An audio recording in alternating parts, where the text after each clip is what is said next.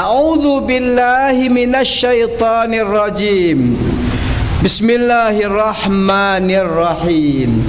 Innal ladzina tawaffahumul malaikatu zalimi anfusihim qalu fima kuntum qalu kunna mustad'afina fil ard qalu alam takun ardullahi wasi'atan fatuhajiru fiha faulaika ma'wahum jahannam wasa'at masira. Sadaqallahul azim. Allahumma arhamna bil Qur'an. Kaum muslimin wal mukminin, jamaah Jumat yang dimuliakan Allah Subhanahu wa ta'ala. Ayat yang baru kita bacakan adalah firman Allah dalam surah An-Nisa, surat yang keempat, ayat 97. InsyaAllah ayat ini akan kita tadabburi bersama, karena kita masih berada di bulan Muharram, tahun baru Hijriah, dan ayat tersebut berbicara tentang hijrah.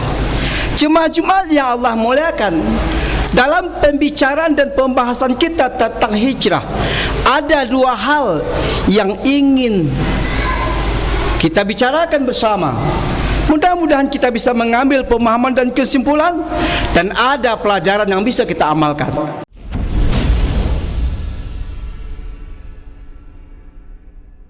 Yang pertama, apa itu hijrah?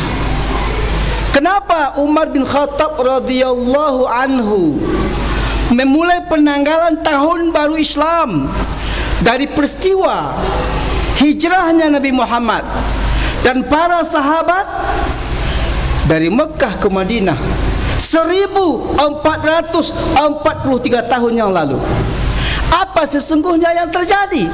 Dan kenapa kaum muslimin hijrah, pindah dari Mekah ke Madinah? Jemaah-jemaah yang Allah muliakan, secara bahasa, dalam kamus, hijrah itu berarti pindah. Maka kata-kata hijrah itu mirip dan hampir sama dengan merantau, dengan transmigrasi, dengan imigrasi, di mana keempat istilah ini adalah kegiatan atau peristiwa perpindahan tempat orang dari tempat yang lama menuju tempat yang baru. Maka agar kita paham apa itu hijrah, mesti kita lihat dulu apa itu merantau. Di mana letak persamaannya dengan hijrah? Merantau adalah orang yang dia meninggalkan kampung halamannya karena sebab mungkin di kampungnya dia belum punya pekerjaan, dia enggak punya aktivitas, sehingga dia ingin merubah, mencari peruntungan. Mudah-mudahan di negeri orang dia punya kegiatan, mudah-mudahan di negeri orang nasibnya bisa berubah. Maka itu di antara faktor kenapa orang meninggalkan kampung halamannya, keluarga yang dia cintai, tanah tempat lahirnya, pergi ke negeri orang. Harapannya adalah agar nasibnya berubah. Dan ternyata seperti kata Imam Syafi'i, safir, merantaulah kamu, tajid iwa dan amat tufariqu, kamu akan dapatkan ganti yang kamu tinggalkan. Dan memang betul ada orang-orang yang di kampung halamannya dia tidak bisa berbuat apa-apa, terkungkung oleh faktor psikologis. Masa sarjana tamat kuliah berjualan di kaki lima? Enggak mungkin. Maka kalau di kampung halaman banyak hambatan, mau berbuat, mau bekerja yang halal, orang banyak komentar.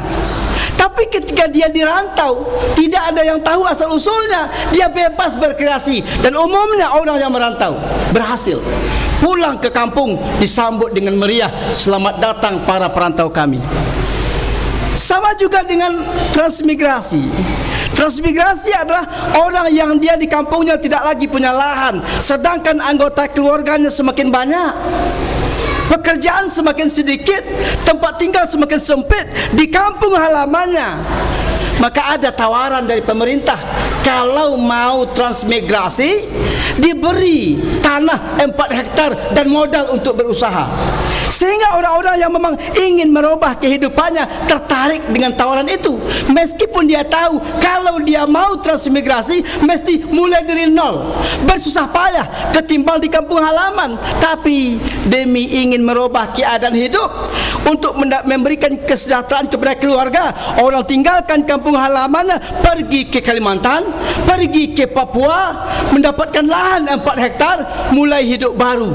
Itu motivasi orang transmigrasi. Sehingga orang-orang yang dia tinggalkan kampung halamannya pergi ke Sitiung, banyak yang berhasil. Sitiung 1 sampai Sitiung 4, mereka itu makmur secara ekonomi dibandingkan dengan pribumi orang Dharmasraya. Ini transmigrasi. Lalu yang ketiga ada namanya imigrasi. Orang Suriah lari meninggalkan negerinya, lalu tinggal di Australia, minta suaka di Perancis, pergi ke Italia dan lain sebagainya. Orang-orang pelarian dari Irak, Afghanistan. Kenapa? Di negeri mereka perang, di negeri mereka tidak aman, di negeri mereka terancam. Sehingga mereka memilih tinggalkan negara, tinggalkan negeri, pergi hidup di negeri orang, ketimbang di kampung halaman terancam. Kenapa mereka pergi ke Australia, ke Italia? Kenapa mereka tidak pergi ke negeri-negeri Islam? Karena umat Islam tidak mau menyambut saudaranya yang tertindas, sehingga mereka mencari pertolongan ke negeri-negeri kafir. Namanya emigrasi. Lalu begitu juga dengan hijrah. Kaum muslimin yang ada di Mekah tinggalkan kampung halamannya, pindah ke Madinah. Itu persamaannya. Tapi apa perbedaannya? Jemaah-jemaah yang Allah muliakan, ternyata kalau kita pelajari, kita baca dalil-dalil Al-Quran dan Sunnah, meskipun sama-sama meninggalkan tanah air, tempat lahir, namun ada perbedaan yang sangat substansial. Kalau merantau, transmigrasi, imigrasi, pindah dari kehidupan yang tidak ideal, dari kehidupan yang susah, pindah ke negeri lain, mudah-mudahan nasib berubah. Tapi kalau kalau hijrah, justru sebaliknya. Abu Bakar sebelumnya di Mekah dia orang kaya, dia orang terpandang, bangsawan Quraisy. Dia memiliki kekayaan, dia memiliki pengaruh dan kekuasaan. Levelnya selevel dengan Abu Talib, selevel dengan Abu Jahal, selevel dengan Abu Lahab. Dia adalah pemuka kaum Quraisy di Mekah. Itu Abu Bakar. Orang kaya, orang berpengaruh, orang terpandang, memiliki wilayah dan kekuasaan. Tapi itu mereka tinggalkan. Lalu Abu Bakar pindah ke Madinah, mulai dari nol di negeri orang lain yang di situ dia bukan siapa-siapa. Begitu juga dengan Umar bin Khattab, Utsman bin Affan, Abdurrahman bin Auf. Mereka itu bukan orang sembarangan. Mereka itu orang-orang terpandang di Mekah, hidupnya makmur dan sejahtera. Alhaakumut takasur. Allah ceritakan bahwa ketika hidup di Mekah mereka mewah, hidup dalam kemakmuran dan kesejahteraan. Tapi itu semua mereka tinggalkan, hijrah ke Madinah. Di negeri orang lain hidup mulai dari nol. Jadi ada perbedaan motivasi. Apa sesungguhnya yang terjadi? Kenapa orang Islam meninggalkan Mekah, tempat yang paling maju ketika itu? Ternyata ada satu rahasia. Selama 13 tahun di Mekah, umat Islam, orang-orang yang sudah memeluk Islam tidak bisa berbuat apa-apa. Di Mekah itu harus menyembunyikan keislaman. Turun Al-Quran, belajar di rumah Arqam bin Abi Arqam secara diam-diam. Kenapa? Karena kalau ketahuan, akibatnya fatal, bisa ditangkap, bisa dituduh sebagai teroris. Ketika di Mekah ada perintah dari Allah Subhanahu wa taala, tidak bisa menjalankannya, mesti menyembunyikan keimanan. Ketika ada orang Islam yang lemah, yang disiksa oleh Abu Lahab, Abu Bakar tidak bisa membantu. Dia hanya bisa melihat saudaranya umat Islam tertindas tanpa bisa berbuat apa-apa. Selama 13 tahun di Mekah, hanya beberapa orang yang masuk Islam. Lalu ketika itu ada tawaran dari kaum Ansor di Madinah, "Ya Rasulullah, wahai saudara-saudara kami umat Islam yang ada di Mekah, kalau kalian setuju dan bersedia, negeri kami terbuka menanti kedatangan kalian." Nah, tawaran seperti ini jemaah Jumat yang Allah muliakan, jelas tawaran yang tidak mudah.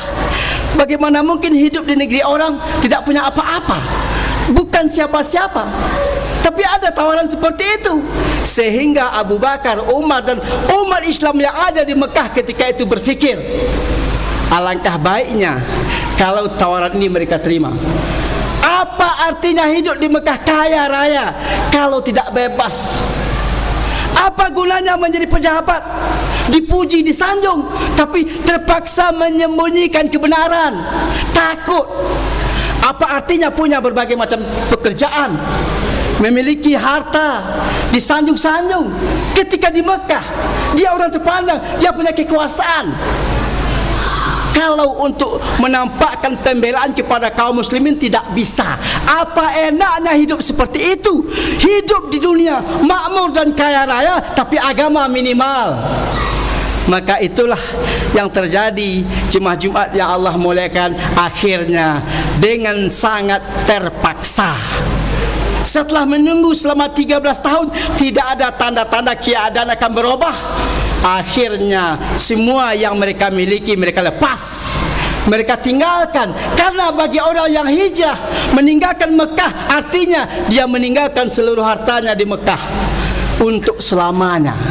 Yang punya ruko, yang punya ladang, yang punya kekuasaan, bahkan mungkin ada memiliki keluarga yang sangat dia sayangi, tapi beda keyakinan, harus berpisah selama-lamanya. Dan itu mereka lakukan karena mereka ingin hidup di dunia ini bebas berislam, bebas berbuat baik. Maka terjadilah peristiwa hijrah. Jadi jangan kita bayangkan kalau merantau transmigrasi, imigrasi itu dari kehidupan yang payah, yang susah, yang tidak ideal, pindah agar kehidupan berubah menjadi lebih baik. Tapi kalau hijrah bukan begitu. Justru sebelumnya mereka mewah, kaya raya, terpaksa semuanya mereka lepaskan dengan keinginan hidup di dunia ini singkat dan terbatas. Apa artinya kalau tidak bisa berbuat baik? Maka pindahlah, hijrahlah mereka ke Madinah. Kemudian yang penting untuk kita pahami jemaah Jumat yang Allah muliakan, Rasulullah pindah, kaum muslimin hijrah bukan karena tidak bisa hidup bersama orang kafir. Jangan sampai ada pemahaman umat Islam tidak bisa berdampingan dengan orang kafir sehingga mereka pindah agar bisa hidup sesama muslim. Tidak. Umat Islam bisa hidup berdampingan dengan siapa saja. Buktinya hijrah pertama dari Mekah ke Habasyah atau Ethiopia, dan itu dah negeri Kristen, negeri orang kafir yang rajanya Najasyi. Tapi kenapa bisa hidup di sana? Karena meskipun kafir, di sana tidak ada pemaksaan, di sana tidak ada penindasan. Mereka dibebaskan untuk beribadah meskipun hidup berdampingan dengan orang kafir, asalkan saling toleransi tidak masalah. Tapi di Mekah tidak bisa, sehingga mereka akhirnya memilih pindah, dan inilah yang dikenal dengan nama hijrah. Yang kedua, ternyata jemaah Jumat yang Allah muliakan, kalau kita baca Al-Quran dan hadis, peristiwa hijrah itu bukan hanya sejarah yang sudah berlalu, kejadian yang dulu pernah terjadi, yang kita baca sejarah dan kisahnya lalu kita ambil pelajaran. Bukan. Hijrah bukan sejarah, hijrah bukan cuma cerita, tapi ternyata dalam banyak ayat Allah sebutkan hijrah itu adalah prinsip hidup orang mukmin. Sebagaimana firman Allah Subhanahu wa taala, "Walladzina amanu wa hajaru wa jahadu bi amwalihim wa anfusihim." Orang-orang yang mereka beriman lalu mereka hijrah dan mereka berjihad, ulaika a'zamu darajatan, itulah tingkat mukmin yang paling tinggi. Dan ayat yang seperti ini banyak. Allah Subhanahu wa taala menggandengkan, mengiringkan iman, hijrah dan jihad dalam banyak ayat, sama seperti Allah mengiringi aqimus shalah wa atuz zakah. Antara solat dengan zakat banyak ayat yang mengiringkan antara keduanya. Artinya jemaah Jumat yang Allah muliakan, hijrah itu bukan sejarah, tapi itu prinsip yang harus dimiliki oleh orang mukmin. Jihad juga bukan cuma sekedar pelajaran, tapi itu prinsip untuk mempertahankan iman. Dan ini jemaah Jumat yang Allah muliakan bisa kita pahami, diperkuat oleh firman Allah Subhanahu wa taala dalam ayat yang tadi kita bacakan, An-Nisa 97. A'udzubillahi minasyaitonirrajim. Bismillahirrahmanirrahim. Innalladzina tawaffahumul malaikatu zalimi anfusihim. Sesungguhnya orang-orang yang telah diwafatkan, dicabut nyawanya oleh malaikat dalam keadaan mereka menganiaya diri mereka sendiri. Qalu fima kuntum, nanti di akhirat mereka ditanya oleh malaikat, kenapa kamu bisa begini? Qalu kunna mustad'afina fil ard. Orang-orang yang mati dalam keadaan teraniaya dan menzalimi diri itu mereka menjawab, kami dahulu lemah, kami di bumi tidak berdaya, kami orang-orang yang tertindas. Qalu, malaikat bertanya lagi, alam takun ardullahi wasi'ah, bukankah bumi Allah itu luas? Fatuhajiru fiha, kenapa kamu tidak hijrah?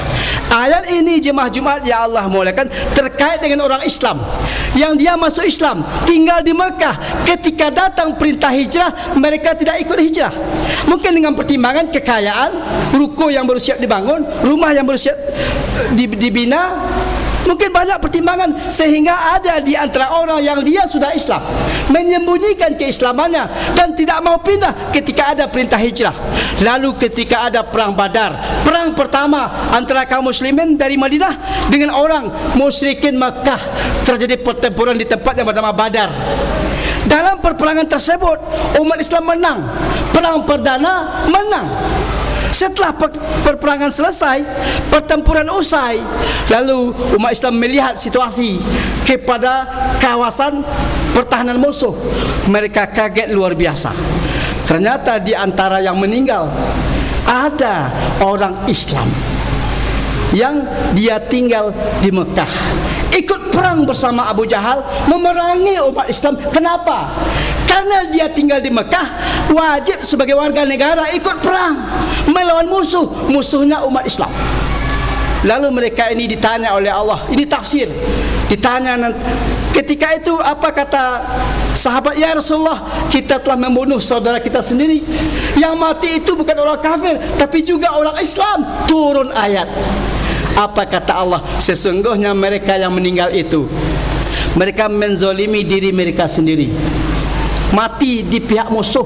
Muslim mati di pihak Abu Jahal. Nanti ditanya, kenapa kamu bisa mati bersama pasukan Abu Jahal? Kalau mereka menjawab, kami tidak bisa berbuat apa-apa, kami terpaksa ikut perang karena kami tinggal di Mekah. Qalu alam takun ardullahi wasi'ah, bukankah bumi Allah itu luas, kenapa kamu tidak pindah? Ulaika ma'wahum jahannam, mereka yang muslim itu yang mati bersama pasukan Abu Jahal dalam keadaan tertindas dan terpaksa, ma'wahum jahannam. Ternyata Allah tidak terima alasannya, tempat mereka nanti dalam neraka jahannam. Wasa'at masira, tempat yang paling mengerikan. Jemaah Jumat ya Allah muliakan, berarti hijrah itu artinya adalah orang Islam yang berada di situasi atau di sebuah tempat yang dia tidak bisa mengamalkan Islamnya karena memang situasi tidak mendukung, tidak memungkinkan, dan dia bertahan dalam kondisi seperti itu dengan alasan terpaksa, Allah tidak akan terima alasannya. Kenapa? Alam takun ardullahi wasi'ah, bukankah bumi Allah itu luas? Jadi hijrah ini jemaah Jumat ya Allah muliakan, ternyata ketika seseorang tidak bisa menjalankan Islamnya secara kafah, ketika itu dia mesti hijrah. Dan ketika umat Islam menjalankan Islamnya, lalu ada yang mengganggunya, ketika itu dia wajib jihad. Maka jemaah Jumat yang Allah muliakan, berarti hijrah ini prinsip hidup orang mukmin. Kalau seandainya ada di antara bapak, saudara-saudara semua memiliki pekerjaan yang dalam pekerjaan itu terpaksa melanggar larangan Allah, pekerjaan itu bisnis riba, riba itu dosa besar, dilarang oleh Allah, tapi gajinya besar, lalu bertahan dalam posisi seperti itu, nanti akan ditanya oleh Allah, tidakkah kamu tahu riba itu dosa besar? Tahu ya Allah, tapi kami tidak bisa berbuat apa-apa, kami terpaksa. Kata Allah Subhanahu wa taala, alam takun ardullahi wasi'ah, bukankah ada pekerjaan lain, kenapa kamu tidak pindah? Ada orang yang dia bekerja bersama Cina, di perusahaan Cina wanita-wanita muslimah tidak boleh pakai jilbab. Lalu selama bekerja di situ, dia terpaksa membuka jilbabnya, mati. Ditanya oleh Allah, kenapa kamu tidak pakai jilbab? Tidakkah kamu tahu jilbab itu wajib? Tahu ya Allah, tapi pekerjaan saya melarang, bos saya itu kafir, melarang saya untuk berjilbab. Alam takun ardullahi wasi'ah, bukankah pekerjaan bukan cuma itu? Fatuhajiru fiha, kenapa kamu tidak pindah? Ada orang yang dia berada dalam sebuah pekerjaan, yang dalam pekerjaan itu dia enggak bisa menjalankan perintah Allah, atau terpaksa mengerjakan yang dilarang oleh Allah karena atasannya yang memerintahkan, karena komandannya yang menyuruh. Apalagi komandannya beda akidah. Lalu dia tetap menjalankan yang dilarang oleh Allah, meninggalkan perintah Allah sampai dia pensiun. Selama puluhan tahun enggak bisa dia berislam sampai dia pensiun. Setelah pensiun baru dia mulai taat. Selama 60 tahun dia tinggalkan perintah Allah. Nanti ditanya oleh Allah, kenapa kamu tinggalkan? Ya Allah, kami terpaksa, kami anak buah komandan kami yang memerintahkan untuk melanggar laranganmu. Alam takun ardullahi wasi'ah, bukankah bumi Allah itu luas? Fatuhajiru fiha, kenapa kamu tidak pindah? Jemaah Jumat yang Allah muliakan, berarti hijrah itu adalah orang mukmin yang dikekang oleh dunia ini sehingga dia tidak bisa mengerjakan kebaikan untuk akhiratnya. Dia mesti mencari situasi lain. Dia enggak boleh bertahan, apalagi betah dalam kondisi yang seperti itu. Fa'tabiru ya ulil absar la'allakum tuflihun.